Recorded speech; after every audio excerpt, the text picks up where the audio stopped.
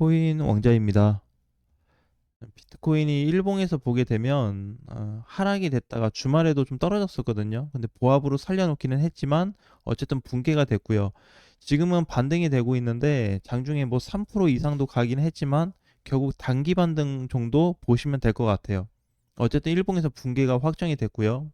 주봉에서도 보게 되면은 그동안에 약 3년 정도 오른 시세가 다 깨져버렸습니다. 자, 그러면 앞으로 코인 시장은 이제 끝이 난 걸까? 예, 그렇지는 않습니다. 자, 이렇게 저점으로 봤을 때 완전히 이제 붕괴가 돼버렸죠.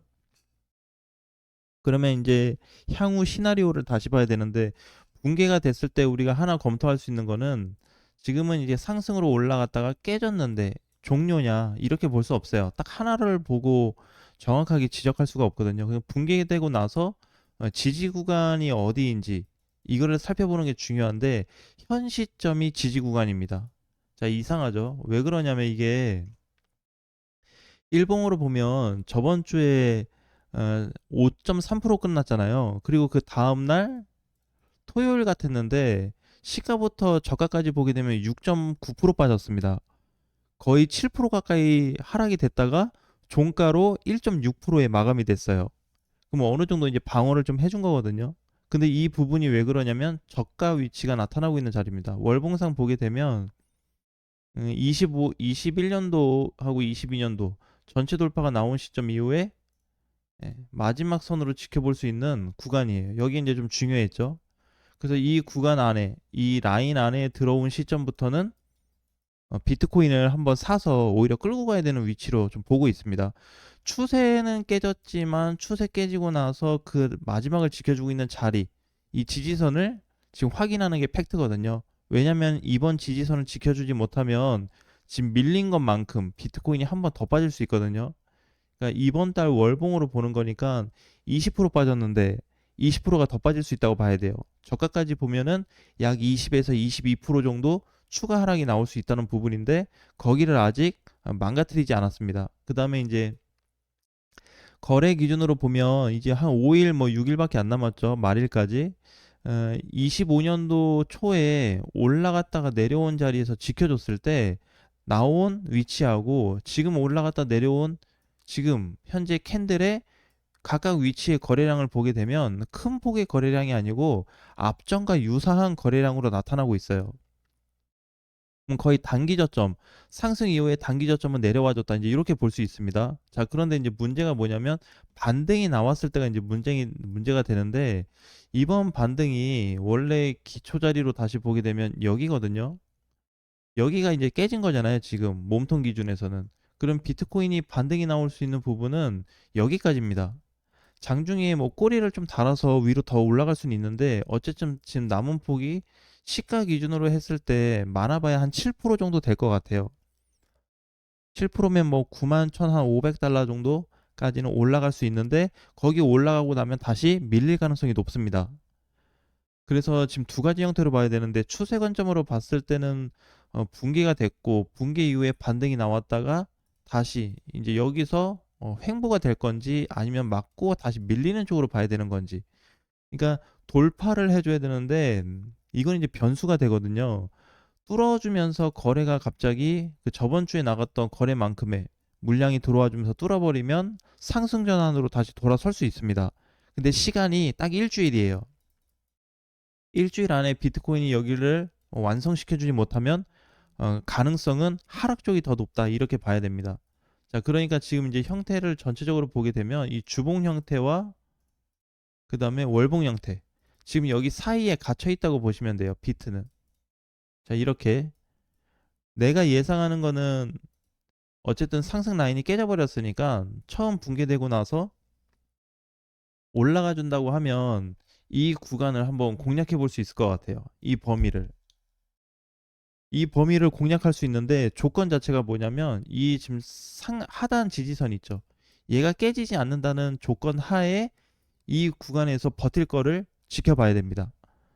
자, 그래서 이제 문제는 여기서 새로운 박스권을 만들어 줄 건지 이렇게 보면 박스 형태를 만들어서 이 공간 안에서 다시 움직임이 나와줄지 아니면 움직임이 나오다가 다시 하단을 뭐 이번에 깨든 다음 구간에 깨든 만약에 이렇게 망가진다 그러면은 밀릴 수 있는 폭이 앞으로 점점 길어질 겁니다.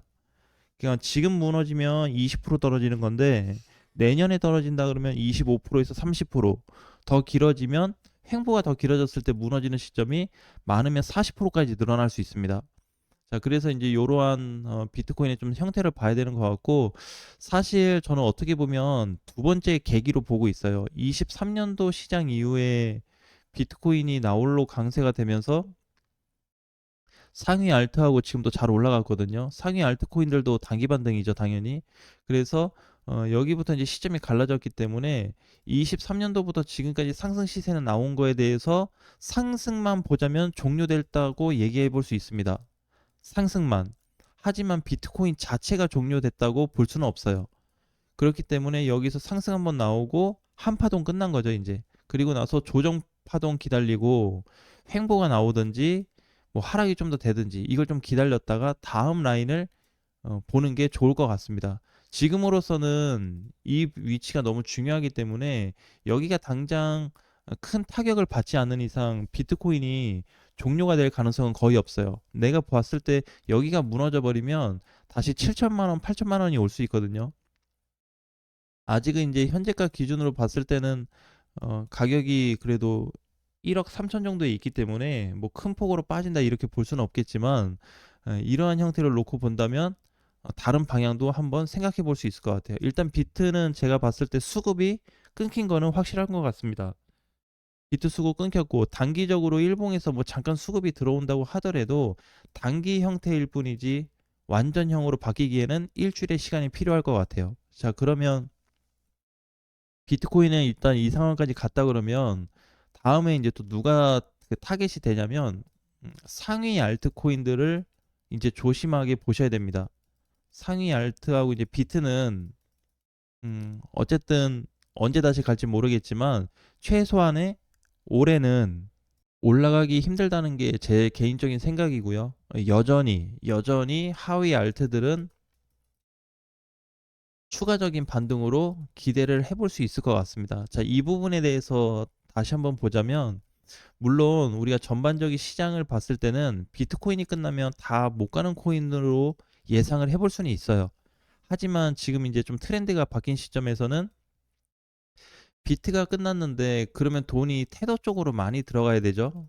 맞잖아요. 이때 같은 경우는 모든 시장이 올랐다 종료된 시점이기 때문에 종료됐을 때 전체 시장의 테더 쪽으로 자금이 많이 몰렸습니다. 그 지금 이쪽으로 몰리나요? 안 몰리죠. 지금 테더 쪽으로 돈이 몰려야 시장이 뭐 조금 더 위험해지겠다, 우세하겠다 이렇게 볼 수 있는데 약간의 단기 반등 정도 가지고 그렇게 파악하기는 어렵습니다. 자, 그러면 지금 하위 알트한테 이제 돈이 들어오고 있죠. 오늘 기준에서는 상위 쪽으로 좀 들어오고 있어요. 뭐 XRP도 좀 반등이 나오고 뭐 이렇게 좀 코인들이 반등인데 그냥 단기 반등이니까 앞으로 단기 반등이 아니고 지속 반등 가능성이 있는 거는 테더 아니면 결국에 하위 쪽이 해당이 될 텐데 비트는 상승으로 갔다 꺾였으니까 이제 수급이 제한이 될 거예요. 제가 봤을 때는. 그래서 과거 흐름과는 좀 다르게 상위하고 비트가 끝났다는 거는 테더 아니면 하위밖에 없으니까 당장 하위 코인들의 우세가 될 가능성도 계속 바라보고 있습니다. 왜냐하면 테더 쪽으로 돈이 안 들어오고 있거든요. 물론 각각의 돈들은 매일같이 들어오고 있는데 어느 쪽이 우위를 차지하고 있냐. 그러니까 1위를 차지해 줘야 되거든요. 거래량이. 비트 상승 구간이었을 때는 비트가 1위를 차지했습니다. 전체 시장이 올라가고 있는 가운데 단독 질주하고 수급도 강했어요. 사실상 이제 비트코인 시즌이었죠. 나는 비트코인 시즌은 끝났다고 보고 있어요. 단기 형태로는 종료됐다. 전체 종료는 아니지만 자, 그러고 나면 이제 앞으로 테더하고 하위에 쌓임이 될 텐데 현재 하위 코인들도 굉장히 많이 빠졌어요. 굉장히 많이 떨어졌는데 이번에 이제 올라온 코인들을 각각 하나씩 보게 되면은 단기간에 급등 나온 코인들도 적지가 않습니다. 그래서 단기간에 그 폭이 좀 커졌던 게 이번에 이제 그 크레딧 코인이죠. 예시로 한번 본다 그러면